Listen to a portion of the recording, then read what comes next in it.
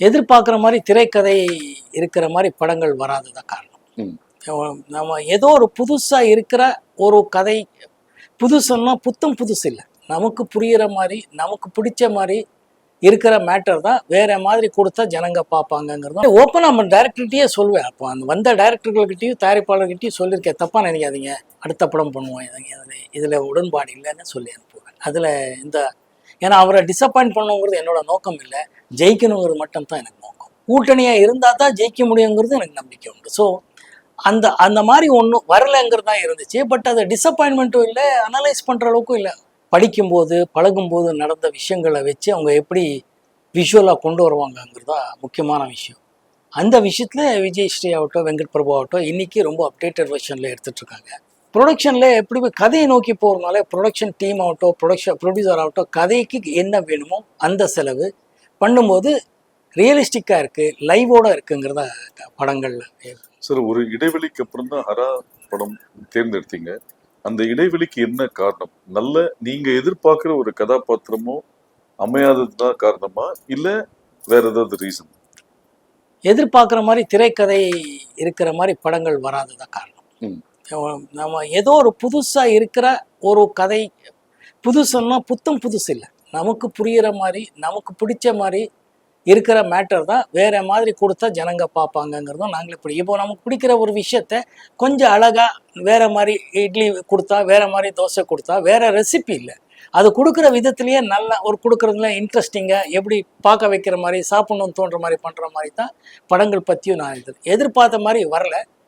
வர வரைக்கும் வெயிட் பண்ணுவோம், ஒன்றும் பிரச்சனை இல்லை, ஹாப்பியாக இருப்போங்கிறதா இருந்தது. சார், இந்த கோவிட் அப்போ அந்த கோவிட் வந்தவங்க ஒரு செல்ஃப் குவாரண்டைன் பண்ணணும்னு இருந்தாங்க. ஸோ நீங்கள் இந்த வெயிட்டிங் பீரியடை இது ஒரு செல்ஃப் அனலைசிங் பீரியடாக எடுத்துக்கிட்டீங்களா? அனலைசிங் இல்லை, இப்போ படங்கள் அப்பவும் படங்கள் பார்க்கறது, பல வாய்ப்புகள் வந்த போதும் அது தள்ளி வச்சதுக்கான ரீசன் என்ன?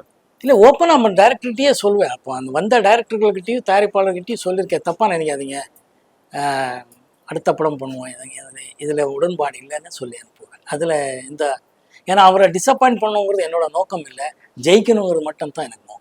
அதனால் கூட்டணியாக ஜெயிக்கணுங்கிறது எனக்கு எப்போவுமே நம்பிக்கை உண்டு. கூட்டணியாக இருந்தால் தான் ஜெயிக்க முடியுங்கிறது எனக்கு நம்பிக்கை உண்டு. ஸோ அந்த அந்த மாதிரி ஒன்றும் வரலைங்கிறது தான் இருந்துச்சு. பட் அது டிசப்பாயின்மெண்ட்டும் இல்லை, அனலைஸ் பண்ணுற அளவுக்கும் இல்லை, வரும்போது பார்ப்போம். ஹரா படம் பற்றி ஒவ்வொரு பதிவிலையும் நீங்கள் குறிப்பிடுற ஒரு வார்த்தை இந்த படம் உங்களை எந்த விதத்திலையும் டிசப்பாயின்மெண்ட் பண்ணாது அப்படின்னு சொல்கிறீங்க. அப்படி சொல்லக்கூடிய ஒரு மெயின் யூஎஸ்பி என்ன விஷயம் சார் அந்த படத்தில்? இல்லை, ஒரு நம்பிக்கை தான். படத்தில் வேண்டிய ஃபைட்ஸோ சாங்ஸோ எமோஷ்னல் இதில் கனெக்ட் ஆகும்னு நான் நம்புகிறேன். அதனாலே அப்படி சொல்லிகிட்ருக்கேன். இப்போது ஃபஸ்ட்டு டைட்டில் டீசர்லேருந்து பார்த்தீங்கன்னா மீடியா ஆதரவாகட்டும், ரசிகர்கள் ஆதரவும் நல்லா இருக்குது. 2-3 பாட்டு ரிலீஸ் பண்ணியிருக்கோம், எல்லா பாடல்களுக்கும் நல்லா இருக்குது. அப்படியே டீசர் ஆகட்டும், ட்ரெய்லர் ஆகட்டும், எல்லாமே ரெஸ்பான்ஸ் நல்லா இருக்குது. அதனால் இந்த படமும் டிசப்பாயிண்ட் பண்ணாதுன்னு தான் சொல்கிறேன். சார், உங்களோட லைஃப் கேரியரில் ஷூட்டிங்க்கு பல ஊர்களுக்கு பல வெளிநாடுகளுக்கு பயணப்பட்டாலும் கோயம்புத்தூர் ஒரு முக்கியமான ஒரு விஷயமா இருக்குது. ஏன்னா உங்களுக்கு பல வெற்றி படங்களை தயாரித்த கோவை தம்பி கோயம்புத்தூர். ஒரு சின்ன இடைவெளிக்கு அப்புறம் வர ஹரா படம் ப்ரொடியூசர் கோவை சேர்ந்தவர் கோவை மோகன்ராஜ். இந்த படம் ஷூட்டிங் நடந்ததும் கோயம்புத்தூர். அந்த கோயம்புத்தூர் மக்களுக்கும் உங்களுக்கும் உண்டான நட்பு இது மட்டும் இல்லை, நீங்கள் இயக்குனர்கள் பேரை சொல்லலை. ஆர் சுந்தரராஜன் அவர்கள் கோயம்புத்தூர், பிடிச்ச இயக்குனர், பிடிச்ச ரைட்டர் அவரும் ஆகட்டும், நம்ம மணிவண்ணன் ஆகட்டும், இந்த மாதிரி நிறைய ரைட்டர்ஸ் டைரக்டர்ஸ் எல்லாம் அந்த ஊர்லேருந்து வந்தவங்க தான் நம்ம என்னோடய வெற்றிக்கு காரணமாக இருக்கிறவங்கிறது சொல்கிறேன். ஸோ அங்கே மக்கள் பொதுவாகவே ரொம்ப அமைதியாக இருப்பாங்கங்கிறதும், ஊட்டிக்கு போகும்போதும் அங்கே இறங்கி அவங்களோட பழகின காலத்துலேருந்து இன்றைக்கி வரைக்கும் ரொம்ப ஹாப்பியாக எனக்கு அவ்வளோ ஆதரவு கொடுத்துட்ருக்காங்க. இந்த படத்துக்கும் அவங்க கொடுத்த ஆதரவு மிகப்பெரிய விஷயம். லொக்கேஷன்ஸ் ஆகட்டும், போலீஸ் டிபார்ட்மெண்ட் ஆகட்டும், நண்பர்கள் ஆகட்டும், எல்லாமே they have gone out of their way to help Haraa shooting. So அதனாலே எனக்கு கோயம்புத்தூர் கொஞ்சம் ஸ்பெஷலாக எப்போவுமே மனசில் இருக்கும். கோவை தம்பி சாருக்கு உங்களுக்கு உண்டான ரிலேஷன்ஷிப்? கோவை தம்பி சார் சொன்ன மாதிரி கோவையை சேர்ந்தவர், என்னோட நிறைய ஹிட் படங்கள் தயாரித்த ப்ரொடியூசர். பயணங்கள் முடிவதிலே ப்ரொடக்ஷன் ஆரம்பிக்கும் போது அரங்கநாயகம் சார், பொள்ளாச்சி ரத்னமன் சொல்லி இன்னொருத்தர் பேர், இந்த தயாரிப்பாளர் பேர் மறந்துட்டேன், மன்னிக்கும்.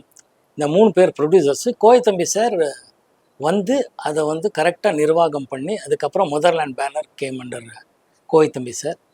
அவரோட நிறைய படங்கள் பண்ணியிருக்கேன், நிறைய வெற்றி படங்கள், நிறைய டேரக்டர்ஸ். இளையராஜா சார், இன்ஃபேக்ட் அவர் படத்தில் தான் லக்ஷ்மிகாந்த் பேரலால் மியூசிக்லையும் படம் ஹிட் எல்லாம் ஆச்சு. எப்போவுமே வெற்றி படங்களோட தயாரிப்பாளர் என்னோட முதலாளிங்கிறத நன்றி கடனாக இருப்பேன். சார், நீங்கள் ஏர்லியாக ஒர்க் பண்ண நிறைய டைரக்டர்ஸ், இப்போது விஜயஸ்ரீ, வெங்கட் பிரபு, இந்த இவங்களுக்குள்ள இருக்க என்ன டிஃப்ரென்ஸ் பார்க்குறீங்க? குவாலிட்டி ஆகட்டும், நாலேஜ் ஆகட்டும், நீங்கள் எப்படி பார்க்குறீங்க? இல்லை, அப்டேட் ஆகுறது தான். ஒரு 10 இயர்ஸ் 15 இயர்ஸ்க்கு ஒரு generations of artist, producers, technicians வருவாங்க. அவங்க வரும்போதே ஒரு அப்டேட்டட் வெர்ஷன்ஸில் வருவாங்க. சொல்கிற விதமாகட்டும், அவங்களோட சூழ்நிலை, அவங்க படிக்கும்போது பழகும்போது நடந்த விஷயங்களை வச்சு அவங்க எப்படி விஷுவலாக கொண்டு வருவாங்கங்கிறது தான் முக்கியமான விஷயம். அந்த விஷயத்தில் விஜயஸ்ரீ ஆகட்டும், வெங்கட் பிரபு ஆகட்டும், இன்றைக்கி ரொம்ப அப்டேட்டட் வெர்ஷனில் எடுத்துகிட்ருக்காங்க. அது ரொம்ப ஹாப்பியாக இருக்குது. டிஜிட்டல் மோடில் ரொம்ப ஹாப்பியாக இருக்குது. உங்களோட ஃபிட்னஸ் சீக்ரெட்னா என்ன சொல்லுவீங்க? டிசிப்ளின்.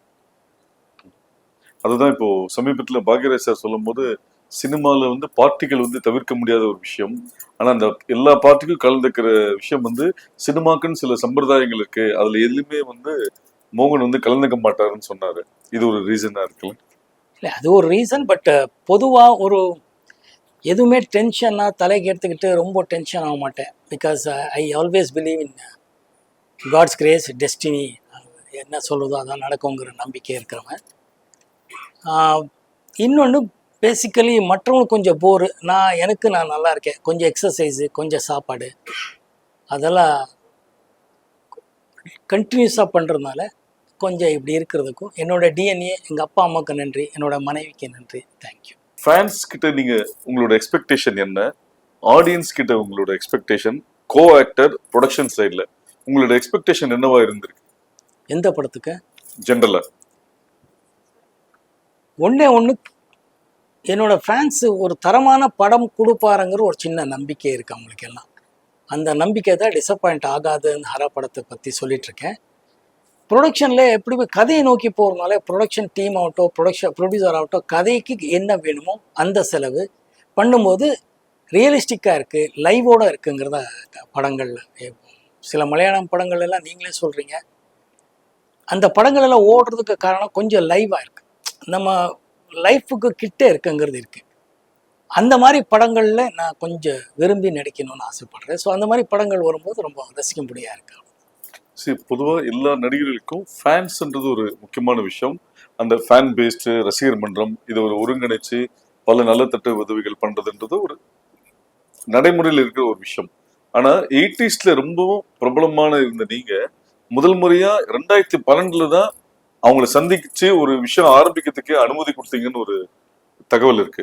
பிளஸ் 2014 இன்னைக்கு வரைக்கும் உங்களோட பிறந்தநாள் மே 10ன்றதுனால ஒரு 10ஆம் தேதியும் உங்க ரசிகர்கள் வந்து நலத்திட்ட உதவி பண்றாங்க.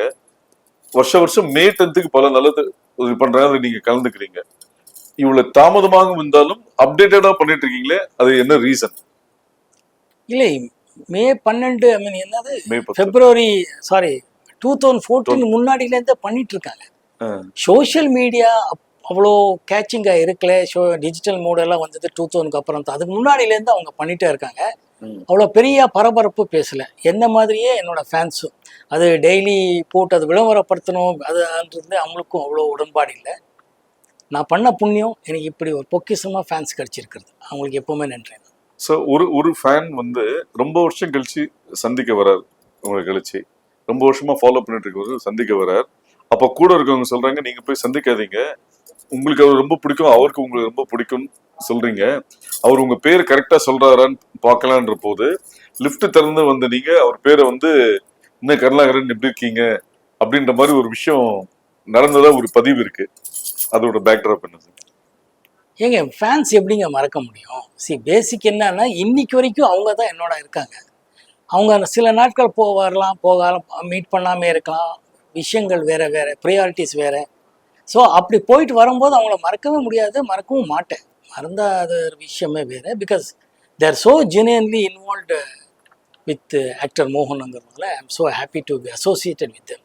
ஸோ ஒருத்தர் 2 பேர் இல்லை, அவங்க பண்ணுற விஷயத்துக்கு, அவங்க ஃபேன்ஸ் கிளப்பில் அவங்க பண்ணிட்டு இருக்கிற விஷயத்துக்கு நான் வந்து அவங்கள பேர் சொல்லி கூப்பிடுறேங்கிறதெல்லாம் ஜுஜுபி. அவங்க மிகப்பெரிய விஷயங்கள் அவங்க பண்ணிட்டு இருக்காங்க. ஸோ